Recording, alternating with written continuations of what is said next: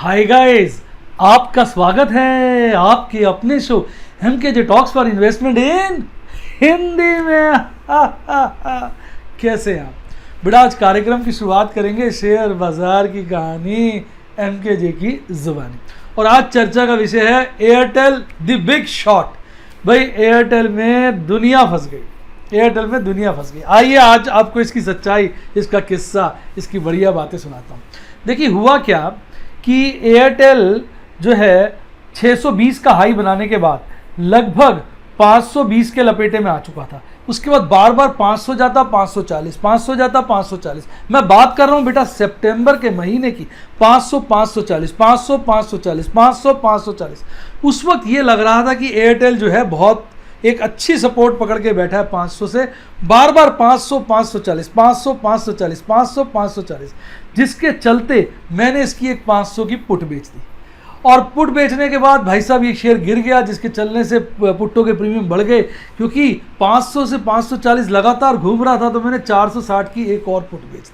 इसके चलते मैंने देखा, मैं सोच रहा था कि मैं अकेला ही पुट्टे बेच रहा हूँ, पर उस वक्त जो मैं सोच रहा था वही हज़ारों लोग और सोच रहे थे कि एयरटेल जो है 620 से गिर के 500 आ गया है, काफ़ी 500 पे अच्छी सपोर्ट है, इसके आसपास अगर पुट्टे बेची जाए तो फ़ायदा हो जाएगा। और सबसे बड़ी प्रॉब्लम एयरटेल की पुट में क्या थी, इसका लॉट 1851 का था। अगर 10 रुपये प्रीमियम भी हो तो 1851 को आप 10 से मल्टीप्लाई करिए जनाब, 18,510 रुपये बनते हैं। यानी अगर 10-11 का प्रीमियम होता है तो सीधा सीधा 20,000 रुपये का टोटल प्रीमियम बनता है। 20,000 छोटी रकम नहीं है, जिसके चलते जो है लोगों को लालच आ गया, उन्होंने इसकी पुट बेचनी शुरू कर दी। और कहीं ना कहीं बूस्ट इस बात से मिल गया कि हमने भी पुट बेच दी, मैंने भी पुट बेच दी, मुझे बड़ा अच्छा लग रहा था। और मैंने फर्स्ट टाइम किसी एक पर्टिकुलर शेयर में इतना एक्साइटमेंट हो गया कि मैंने उसकी ना सितंबर की, अक्टूबर की भी पुट बेच दी। और यही हाल सभी का और का पता नहीं चलता। देखिए ऑपरेटरों की खूबी क्या होती है उसको सबका पता है, हमें किसी का नहीं पता, हमें सिर्फ अपना पता है। हम सोचते हैं कि ये काम हम कर रहे हैं, पर होता क्या है, ये काम दुनिया कर रही होती है कई बार।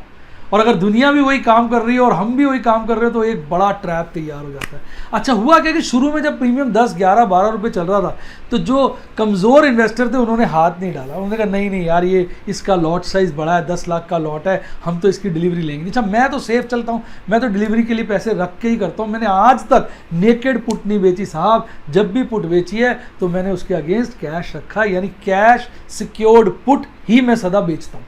अब हुआ क्या कि जब 10-12 का प्रीमियम चल रहा था वहां तक तो कमज़ोर लोगों ने एंट्री नहीं मारी, स्ट्रॉन्ग लोगों ने एंट्री मारी, जिसके चलते इसमें सेलिंग प्रेशर हो गया। ऑपरेटर ने इस बात को सेंस कर लिया और ऑपरेटर पुट में सेलर की जगह बायर बन गया। नॉर्मली स्ट्रॉन्ग लोग सेलर होते हैं, वीक लोग बायर होते हैं। यहाँ हमारा ऑपरेटर ही सबसे बड़ा बायर हो गया। और उस साले ने क्या किया, प्रीमियम बढ़ा दिया।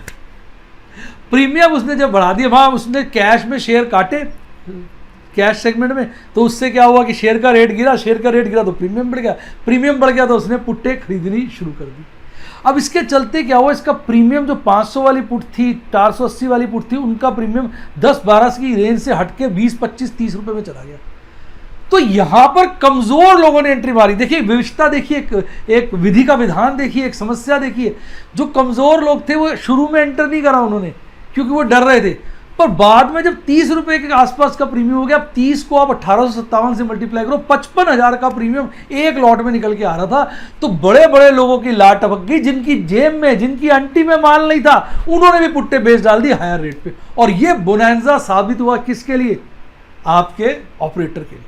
और मजे की बात देखिए, जब वो गिरा तो नीचे की पुट्टों का प्रीमियम बढ़ गया, न अक्टूबर की पुट्टों का प्रीमियम बढ़ गया। तो लोग जिनके पास पैसे नहीं थे, कमजोर लोगों ने भी एंट्री ले ली थी और दो एक दूसरे को बता रहे थे। क्योंकि मैंने देखा इतनी जनता ने पुट्टे बेची इसकी, अरे सोचा भी नहीं था ऐसा हो जाएगा। और उसके बाद क्या हुआ, किसी ने अपने दोस्त को बताया, दोस्त ने दोस्त को बताया, भाई को बताया, बहन को बताया, और इतनी ढेरे पुट्टे बिकनी शुरू हो गई, जिसके चलते ऑपरेटर कैश सेगमेंट में माल बेचता गया, शेयर गिराता गया, पुट्टों का प्रीमियम बढ़ाता गया, नए लोग एंट्री लेते गए, वो खरीदता गया, लोग बेचते गए।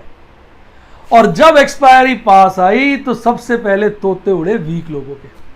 अगर सभी स्ट्रॉन्ग लोगों ने पुट्टे बेची होती ना तो ऑपरेटर फंस जाता। क्यों? क्योंकि वो बैठ जाते, कहते लॉ डिलीवरी। साला ऑपरेटर पंखे से लटक जाता, डिलीवरी नहीं दे पाता। क्यों? उसने कैश सेगमेंट में भी माल बेचा हुआ था। अब फिजिकल डिलीवरी देता कहां से, वो तो माल बेच के कैश सेगमेंट गिरा रहा था। लेकिन एंट्री ज्यादातर लोगों की क्या होती है, वीक लोगों की। तो जब वीक लोगों ने शेयर स्क्वायर ऑफ करने शुरू कर दिए, अपनी पुट्टे स्क्वायर ऑफ करने शुरू कर दिए, तो ऑपरेटर सेफ हो गया।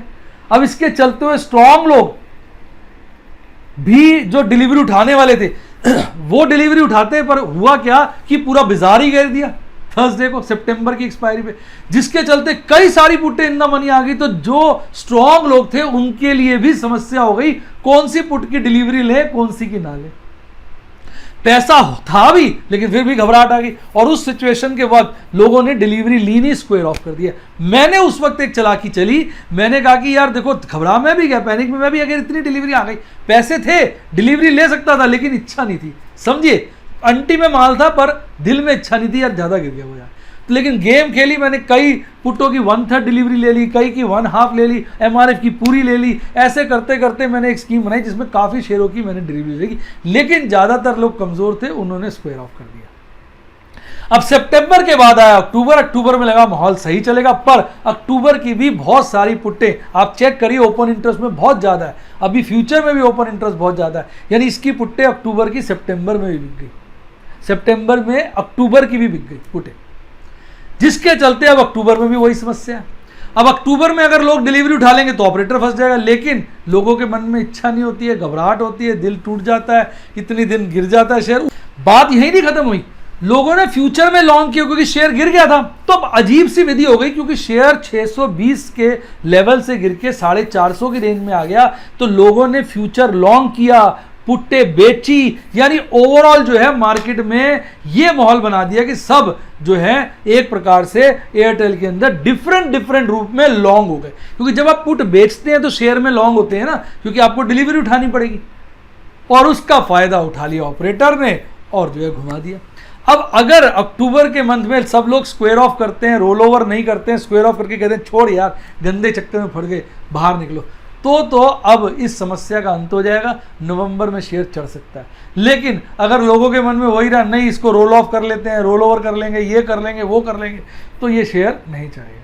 यानी शेयर का चढ़ना ना चढ़ना हमारे ऊपर डिपेंड करता है। अगर हम सब इसमें से निकल जाएंगे तो साहब ये चढ़ जाएगा, और अगर हम बने रहेंगे, रोल ओवर करते रहेंगे, अपनी पोजीशंस बनाए रखेंगे, तो ये नहीं चढ़ेगा। एक ही तरीका है, सभी लोग डिलीवरी लेके बैठ जाएं, 10 दिन, 15 दिन, 20 दिन, 25 दिन, महीने बाद, 1.5 महीने बाद शेयर चढ़ जाएगा, क्योंकि जो स्ट्रांग लोग हैं वो रह जाएंगे, वीक लोग निकल जाएंगे, शेयर भाग जाएगा। जब तक हमारी पोजीशन शेयरों की बनी होगी, यानी हमने लॉन्ग कर रखा होगा किसी भी रूप में, तब तक एयरटेल में ऑपरेटर छोड़ेगा नहीं, हमको कमाने नहीं देगा। तो ये था सारा सिलसिला एयरटेल का। अब इसका तोड़ क्या बनता है भाई? देखिए, अगर हम पुट का काम करते हैं तो वैसे तो ये स्ट्रेटेजी अच्छी थी, इसमें बहुत फायदा होता है, लेकिन हम फंस क्यों गए? एक टीम एफर्ट हो गया ना, सभी लोगों ने बेचना शुरू कर दिया, एक चेन रिएक्शन सा बन गया, जिसके चलते इतने सारे रिटेल इन्वेस्टर ने इसको बेचा, क्योंकि प्रीमियम का अमाउंट बड़ा एग्रेसिव हो गया था, लोगों को लालच आ गया, फंस गए। पर नियम यही है, देखो कभी ना कभी जब संसार में फंस जाता है, जब नियम यही बनता है कि कभी भी एक शेयर के केस में बहुत ज़्यादा पुट्टे नहीं बेचनी चाहिए। बेचो भी तो अलग अलग रेट की बेचो, एक महीने की एक बेचो, दूसरे महीने की बेच दो, यानी इसको डिस्पर्स कर दो, कंसंट्रेट मत होने दो, तभी आप पुट के काम में बच सकते हैं। देखिए, पुट के काम में मैं फिर बोल रहा हूँ, जो स्ट्रांग लोग होते हैं वही बच पाते हैं। एयरटेल बहुत, जो आपका ऑपरेटर है बहुत तेज होता है। एयरटेल में आपने देख लिया किस तरह से ऑपरेटर ने कमज़ोर रिटेल निवेशकों को फंसा लिया। कितने सारे मैंने देखा रिटेल निवेशक कहते हैं कि सर हमारे पास तो डिलीवरी के पैसे नहीं, हमें तो डिलीवरी लेनी नहीं थी, हमने तो इसलिए बेचा था, प्रीमियम हाई था, हमें लालच आ गया। तो भाई लालच करोगे, जरा कहते सावधानी हटी दुर्घटना घटी। तो ये था सारा का सारा काला चिट्ठा एयरटेल का, जो मैंने आपको बताया। आप में से कितने लोग एयरटेल में फंसे, कमेंट बॉक्स में बताइए।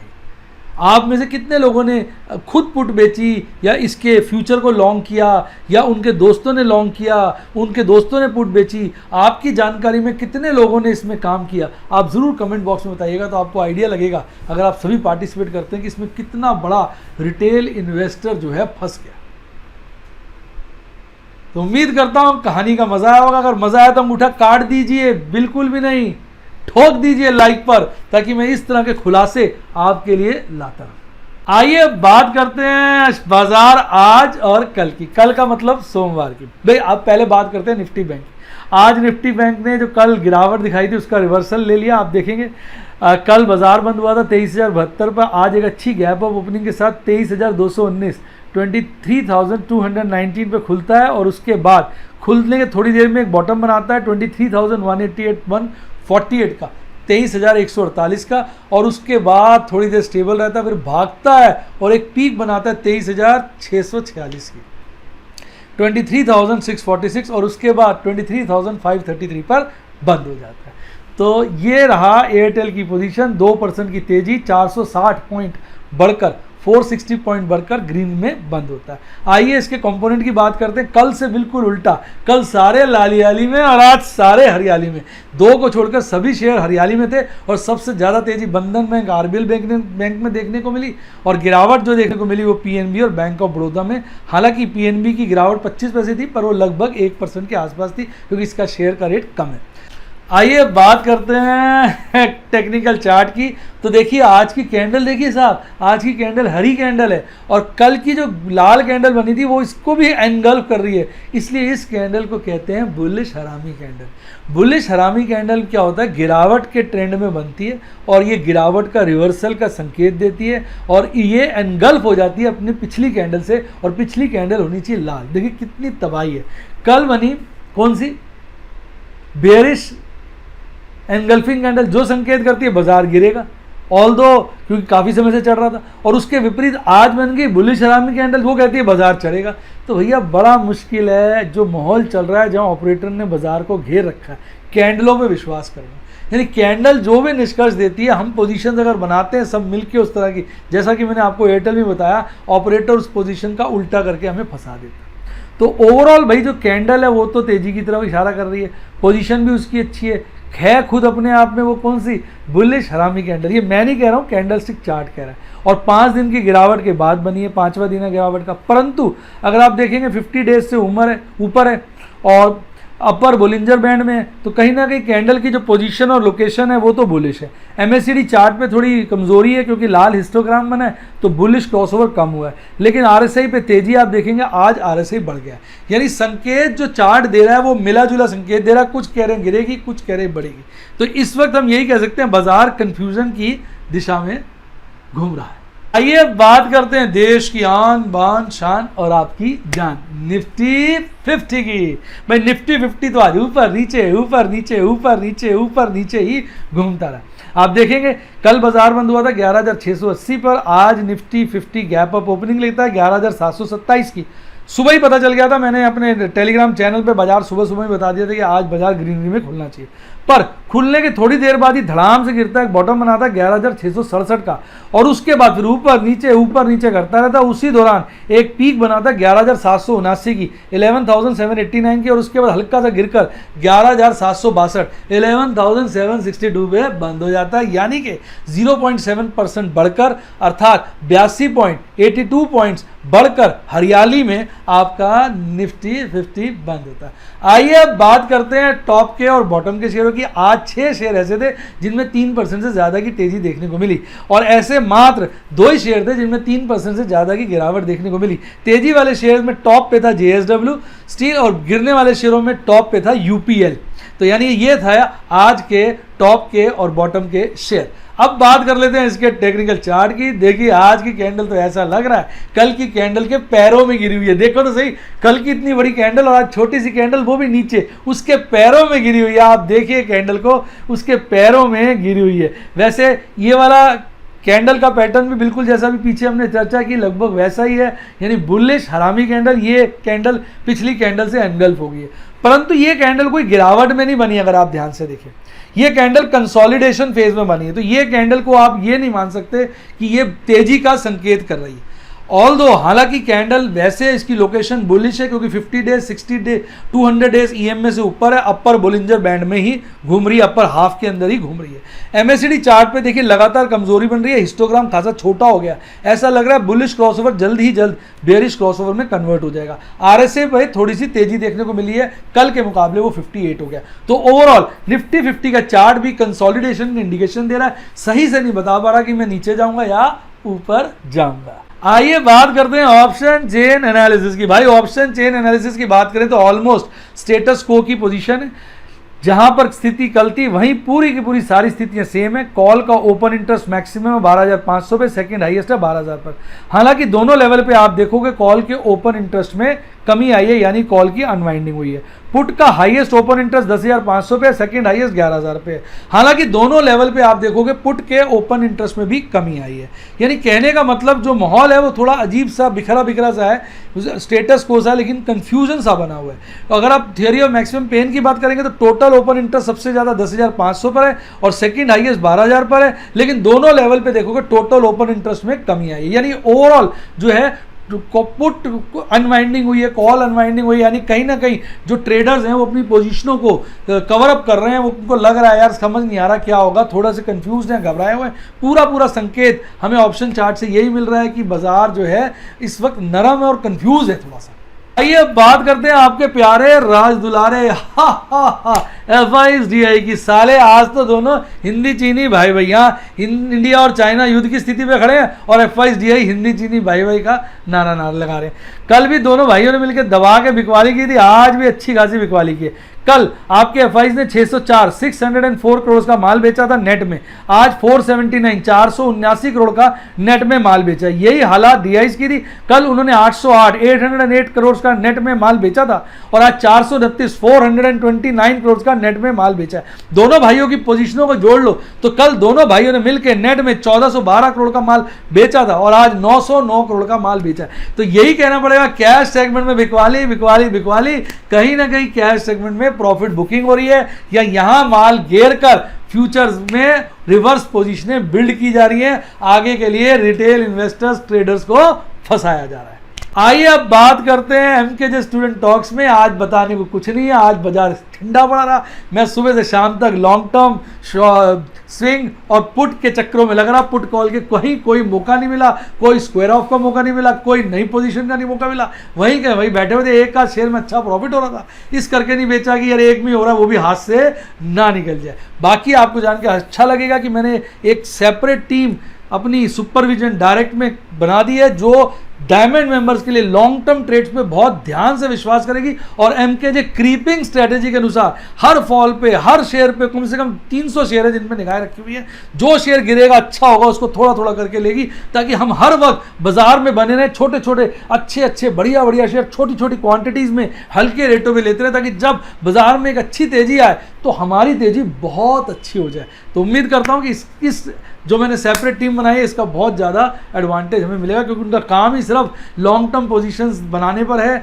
और डायमंड स्टूडेंट्स के लिए उस पर फुल कंसंट्रेशन है। स्विंग और ऑप्शन तो खैर मैं डायरेक्टली सारा कुछ देखता हूँ, पर मैंने सोचा कि इस चक्कर में क्या होता है कई बार लॉन्ग टर्म ट्रेड्स भी थोड़े जाते हैं। मैंने एक अलग टीम बना दी, मैं साथ साथ स्विंग के साथ उन्हीं शेयरों में या दूसरे शेयरों में जो अच्छे होते हैं उनका RSI, हम उनका टेक्निकल चार्ट सारा दिन मेरी टीम स्टडी करती रहती है, मेरी डायरेक्ट सुपरविजन में होती है, बीच बीच में से इंटरेक्ट करती रहती है। जो शेयर अच्छा लगता है मैं कहता हूँ ले लो, मैं कहता हूँ ले लो, मैं कहता हूँ ले लो। आपको भी कोई अच्छा शेयर लगे तो आप अपने जो आपके मेंबर्स कम्युनिटी पोस्ट आते हैं उसमें आप डालते रह करिए कंपनियों का नाम, ताकि मैं उनको देखता रहूँ अपने टीम के माध्यम से और उनमें जो अच्छे शेयर्स हो उनमें हम गिरे हुए रेटों पे पोजीशन बनाएंगे।